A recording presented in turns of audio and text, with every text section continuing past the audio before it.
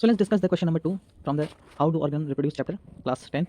Why is the variation beneficial to the species but not necessarily for the individuals? तो variation जो होता है वो बेनिफिट देता है किसी भी स्पीसीज को एक इंडिविजुअल के कंपेयर में। अब सबसे पहले बात करते हैं बेटा वेरिएशन के बारे में। वेरिएशन क्या होता है? वेरिएशन का मतलब है different different kinds of things. ठीक है, अब हम बात करें किसी भी लिविंग थिंग के बारे में, लिविंग थिंग में वेरिएशन के बारे में। सो लिविंग थिंग में वेरिएशन जस्ट लाइक अगर मैं बात करूँ किसी पर्टिकुलर कैरेक्टर की हाइट की मैं बात करूँ तो हाइट में डिफरेंट डिफरेंट वैरायटी में देखने को मिलती है। कोई टॉल होता है तो कोई शॉर्ट होता है, कोई मीडियम साइज का इंडिविजुअल होता है।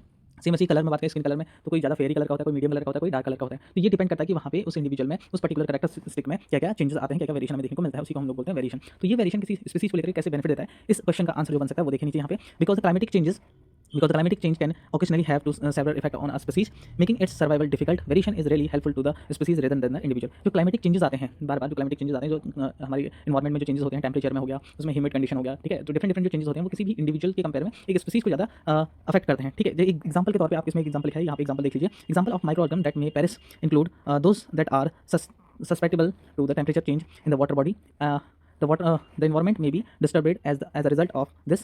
Therefore, variety benefits species rather than the individual. यहाँ पे देखो, अगर हम किसी माइक्रो ऑर्गन की बात करते हैं कि माइक्रो ऑर्गेनिज्म बहुत सारे माइक्रो ऑर्गन का ग्रुप है, ये माइक्रो ऑर्गेनिज्म को अगर इसका हम इन्वायरमेंट चेंज करते हैं या अगर इसको हम वाटर मान लो कि अगर ये वार्म वाटर के लिए अडेप्ट हो रखे हैं, ठीक है, वार्म वाटर के लिए अडेप्ट हो रखे हैं, तो हम इनको वार्म वाटर में रखेंगे तो ये वार्म वाटर में सर्वाइव कर जाएंगे सबके सब, ठीक है। लेकिन अगर हम इसको किसी कोल्ड वाटर में रखें तो कोल्ड वाटर में रखेंगे तो वहाँ पे क्या होगा, वहाँ पे ये माइक्रो ऑर्गन क्या हो जाएंगे, डेड हो जाएंगे। ठीक है, तो जो इन्वायरमेंट में जो चेंजेस आते हैं वो एक स्पीसीज के सर्वाइवल के लिए बेनिफिट देते हैं, ठीक है, ना कि किसी भी एक पर्टिकुलर इंडिविजुअल के लिए। यहाँ पे पेरिस वर्ड का मीनिंग यहाँ पे जो दिखा रखा है बेटा उसका मतलब है डाई। ठीक है, इसका मतलब क्या हो रहा है, डाई, मरना। ओके, सो यहाँ पे ना example of the organism that may perish include those that are susceptible to the temperature change in the water body. अगर वाटर बॉडी का अगर हम टेम्परेचर चेंज करेंगे तो कुछ जो माइक्रो ऑर्गेनिज्म होंगे वो मर जाएंगे और कुछ ऑर्गेनिज्म होंगे वो सर्वाइव करेंगे। तो अगर एक स्पीसीज में वेरिएशन आते चेंजेस आते तो जो उस टेम्परेचर के अकॉर्डिंग अडेप्ट हो जाते हैं तो वो सर्वाइव करेंगे। ओके, आई होप कि ये आपका क्वेश्चन क्लियर हो गया होगा।